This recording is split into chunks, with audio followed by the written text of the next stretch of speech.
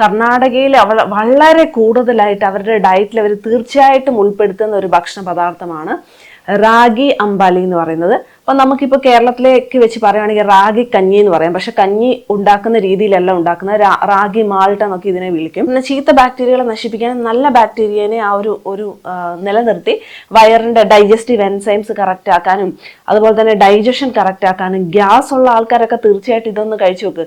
തുടർച്ചയായിട്ട് ഗ്യാസ് ഉള്ളവർ തീർച്ചയായിട്ടും ഈ ഒരു പാനീയം കഴിച്ചിട്ടുണ്ടെങ്കിൽ പോകാവുന്നതാണ്.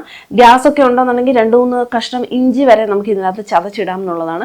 ഇത് മാത്രമല്ല കേട്ടോ, നമ്മുടെ ശരീരത്തിന്റെ ഓവറോൾ ഇമ്മ്യൂണിറ്റി കൂട്ടാനും താപനില നിയന്ത്രിക്കാനും. അധികം ചൂടുള്ള ആൾക്കാർക്ക് ചൂട് കുറയുന്നു, ശരീര ചൂടുള്ളവർക്ക് വളരെ ബെസ്റ്റാണ് സമ്മർ സീസണിലൊക്കെ കഴിക്കാൻ. എന്ന് വെച്ച് നമ്മൾ ഇതൊരു റെയിനി സീസണിൽ ഒരു തണുപ്പുള്ള കാലാവസ്ഥയിൽ കഴിച്ചെന്ന് വിചാരിച്ച് നമുക്ക് ജലദോഷ അസുഖങ്ങളൊന്നും പിടിക്കുന്നില്ല. അത് ബാലൻസ് ചെയ്യുകയാണ്, നമ്മുടെ ശരീരത്തിൽ വേണ്ട ആ ഒരു ടെമ്പറേച്ചർ ബാലൻസ്, താപനില ബാലൻസ് ചെയ്യുകയാണെന്നുള്ളതാണ്.